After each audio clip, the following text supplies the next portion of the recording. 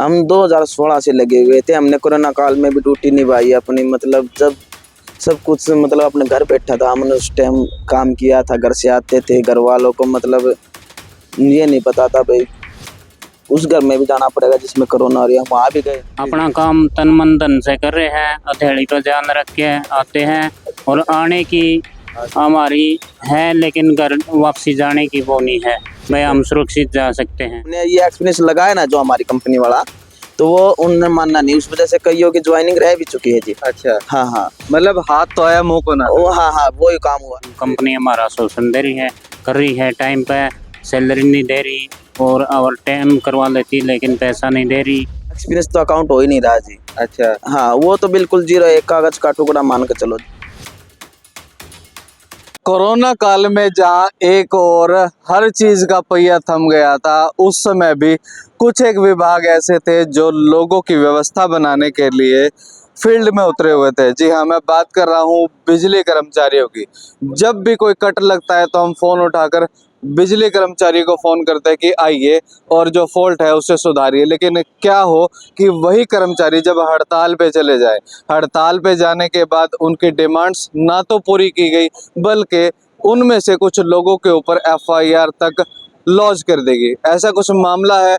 हिसार के क्रांतिमान पार्क की तस्वीरें हैं, जहां पर आप देख पा रहे कि ये बिजली कर्मचारी तमाम यहाँ पर इकट्ठा हो चुके हैं और आज पहला नहीं, दूसरा नहीं, तीसरा नहीं, 15वां दिन हो चुका है।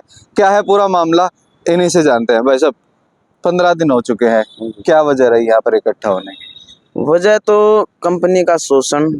हम 2016 से लगे हुए थे। हमने कोरोना काल में भी ड्यूटी निभाई अपनी, मतलब जब सब कुछ मतलब अपने घर बैठा था, हमने उस टाइम काम किया था। घर से आते थे, घर वालों को मतलब ये नहीं पता था भाई उस घर में भी जाना पड़ेगा जिसमें कोरोना हो रही है, हम वहाँ भी गए हैं। और जो सरकार ने 2012 में कौशल निगम शामिल मतलब महकमा बनाया था, ठीक है, तब लगभग सारे महकमा के बंदे ना कौशल निगम में ऐड कर दिए थे। हम सीएम साहब से मिले हैं अभी जाकर, उन्होंने हमें ये भी कहा था कि भाई तुम पैसे कैसे रह गए। हमने तो यही जवाब दिया, अभी देखो भाई या सरकार की कुछ मतलब कमी रही होगी या फिर अफसरों की, जिस वजह से हम रह रहे हैं। तो उन्होंने ही आश्वासन दिया है कि तुम्हारा कुछ ना कुछ समाधान करेंगे हम। शोषण किस तरीके का? आप काम कर रहे हो, आपका एक्सपीरियंस डे बाय डे बढ़ रहा है, तो क्या वो एक्सपीरियंस भी काउंट नहीं हो रहा क्या? एक्सपीरियंस तो अकाउंट हो ही नहीं रहा जी। अच्छा, हाँ वो तो बिल्कुल जीरो, एक कागज का टुकड़ा मान के चलो। जब तक हमारा एक्सपीरियंस वैलिड तो बिल्कुल भी नहीं है। और दूसरा शोषण है, जैसे कि हम काम कर रहे हैं, अब दिवाली हो गई, 2 अक्टूबर हो गए, मतलब कुछ छुट्टियां आती है जो साल में, सरकारी छुट्टी। हाँ जी, उस टाइम हमें ड्यूटी पे बुलाया जाता है जिसका हमें मतलब ओवर टाइम नहीं मिलता है जी, मतलब अक्सर देखा जाता है कि कुछ विभाग ऐसे होते हैं जहां पर छुट्टियां मजबूरन नहीं दे सकते, लेकिन उस दिन काम करने की उन्हें एक्स्ट्रा सैलरी दी जाती है। आपको वो भी नहीं मिल रही? वो भी नहीं मिलती है जी। ठीक है। लेकिन दिवाली का त्योहार सबसे बड़ा त्योहार माना जाता है अपना, साल में एक बार आता है, जो कि उस पर मतलब हर कंपनी का रूल होता है भाई, कुछ मिठाई या कुछ मतलब बोनस दिया जाता है। लेकिन हमारे साथ ऐसा मतलब बोनस मिठाई कुछ भी नहीं। जबकि हमने ड्यूटी भी करी है यहाँ पे, उसका कोई ओवर टाइम भी नहीं है। ठीक है। हाँ। अगर कोई सरकारी जो है वैकेंसी निकलती है जिसके अंदर एक्सपीरियंस मांगा जाए 3 साल, 5 साल, 4 साल का, आप एक्सपीरियंस तो हो लेकिन वो एक्सपीरियंस लेटर ना होने की वजह से आप उसमें अप्लाई नहीं कर पाते?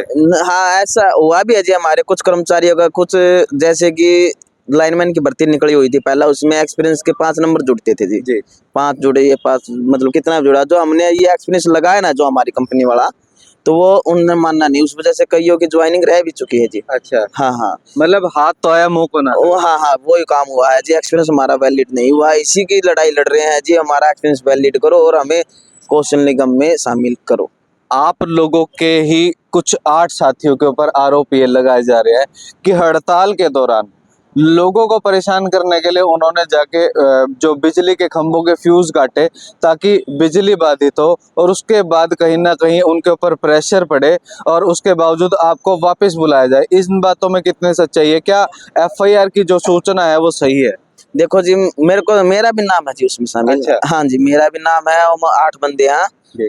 तो ये तो ऐसा कुछ नहीं है, हमारे कोई भी कर्मचारी मतलब पार्क में आते, पार्क सीधा घर जाते हैं। ठीक है। किसी से कोई सेंटर से कोई मतलब ट्रांसफार्मर से इनको कोई मतलब नहीं है, ये झूठी एफआईआर है सारी की सारी। अभी तक हमारे पास थाने में किसी का फोन नहीं आया। ठीक है 3 दिन हो चुके हैं, एफआईआर का कोई टाइम भी होता होगा। जी। हाँ हाँ, तो ये मेरे ख्याल झूठी है। वैसे भाई ये धरना खत्म कर दे और ड्यूटी पे आ जाए, ऐसी झूठी अफवाह फैला रहे हैं। कितने कर्मचारी हैं आप लोग के जो? टोटल 253 कर्मचारी हैं जी। जी हाँ, तो लगभग आ चुके हैं, कोई आज 2-3 जगह जा रहे हैं बंदे, इस वजह से थोड़े ठीक है। हाँ, बाकी तो कुछ और लोग भी हैं हमारे साथ मौजूद है। भाई साहब, आपसे जानना चाहूंगा, 15 दिन तो हो चुके हैं, कब तक ये धरना यूं ही जारी रहेगा?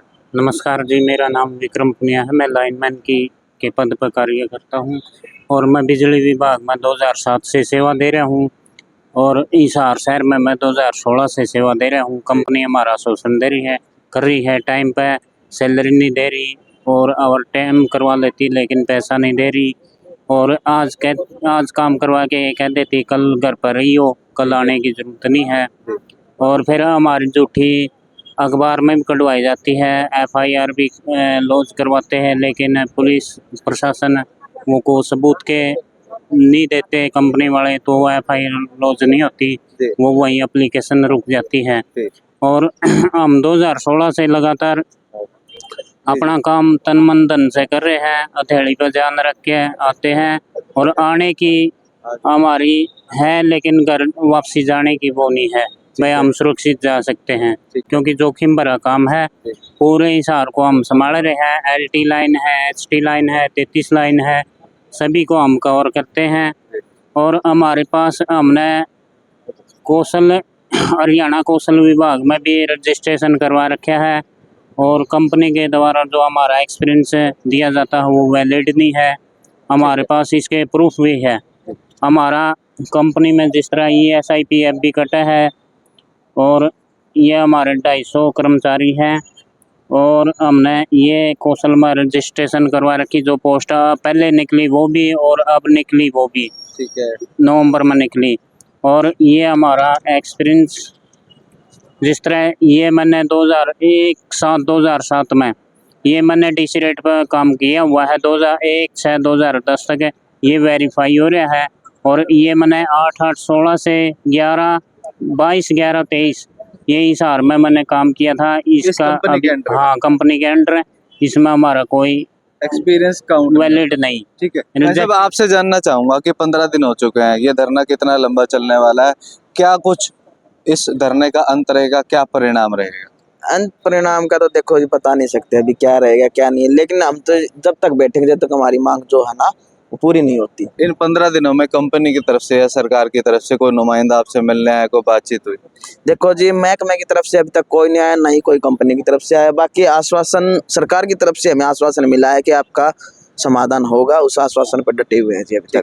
तो कहीं ना कहीं ये वो कच्चे कर्मचारी है जो बिजली विभाग के अंदर काम करते हैं और अपनी जान को जोखिम में डालते हुए, अपनी जान की परवाह किए बिना अपने परिवार के, अपने बच्चों के पेट भरने के लिए 2 वक्त की रोटी कमाने के लिए निकलते हैं। लेकिन जब हरियाणा सरकार कौशल रोजगार निगम लेकर आई तो इनके मन में भी एक उम्मीद जागी कि पक्की सरकारी नौकरी ना मिले तो क्या हुआ, कम से कम कौशल रोजगार के अंदर तो हमारा जो है हक बनता है, क्योंकि इतने समय से हम लोग काम कर रहे हैं। 15 दिन हो गए इनके धरने को चलते हुए और साफ तौर पर एक ही बात निकल कर आई कि जब तक हमारी डिमांड्स पूरी नहीं होती ये धरना यूं ही जारी रहेगा। ऐसे में इन 253 लोगों के बीच में से 8 लोगों के ऊपर जो है FIR भी दर्ज हो चुकी है। ऐसी कुछ खबरें जो है हिसार के एक अखबार के अंदर देखने को मिली। अब इस धरने का क्या कुछ परिणाम रहने वाला है वो भी सिटी बिग न्यूज़ आपको दिखाता रहेगा। लेकिन ऐसे में आपकी जो भी राय है वो कमेंट करके जरूर बताएं और इस वीडियो को शेयर करना ना भूलें। धन्यवाद।